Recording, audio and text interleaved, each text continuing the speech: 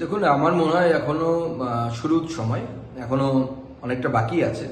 যদিও প্রথম থেকেই ভারতীয় জনতা পার্টি তাদের প্রার্থীরা অনেকটা এগিয়ে আছে। সামনে 104 সিটে বিজেপি এগিয়ে আছে এবং 90-এর কাছাকাছিতে তৃণমূল আছে।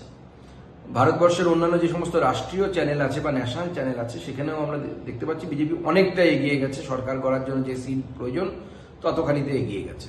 অতএব বিজেপির সরকার তৈরি হচ্ছে, এর বিষয়ে আমরা 100% আশাবাদী। তবে আমি এখনই কতগুলো সিট হবে, কি হবে, এই বিষয়ে এখনই মন্তব্য করা আমার মনে হয় সমুচিত নয়। দেখুন, আমার মনে হয় এখনো শুরুর সময়, এখনো অনেকটা বাকি আছে। যদিও প্রথম থেকেই ভারতীয় জনতা পার্টি তাদের প্রার্থীরা অনেকটা এগিয়ে আছে। সামনে 104 সিটে বিজেপি এগিয়ে আছে এবং 90-এর কাছাকাছিতে তৃণমূল আছে। ভারতবর্ষের অন্যান্য যে সমস্ত রাষ্ট্রীয় চ্যানেল আছে বা ন্যাশনাল চ্যানেল আছে, সেখানেও আমরা দেখতে পাচ্ছি বিজেপি অনেকটা এগিয়ে গেছে। সরকার গড়ার জন্য যে সিট প্রয়োজন ততখানিতে এগিয়ে গেছে। অতএব বিজেপির সরকার তৈরি হচ্ছে, এর বিষয়ে আমরা 100% আশাবাদী।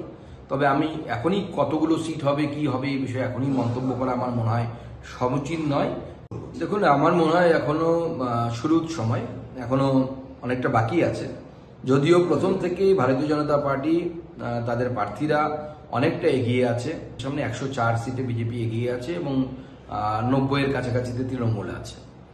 ভারতবর্ষের অন্যান্য যে সমস্ত রাষ্ট্রীয় চ্যানেল আছে বা ন্যাশনাল চ্যানেল আছে, সেখানেও আমরা দেখতে পাচ্ছি বিজেপি অনেকটা এগিয়ে গেছে। সরকার গড়ার জন্য যে সিট প্রয়োজন ততখানিতে এগিয়ে গেছে। অতএব বিজেপির সরকার তৈরি হচ্ছে, এর বিষয়ে আমরা 100% আশাবাদী। তবে আমি এখনই কতগুলো সিট হবে, কি হবে, এই বিষয়ে এখনই মন্তব্য করা আমার মনে হয় সমুচিত নয়। দেখুন, আমার মনে হয় এখনো শুরুর সময়, এখনো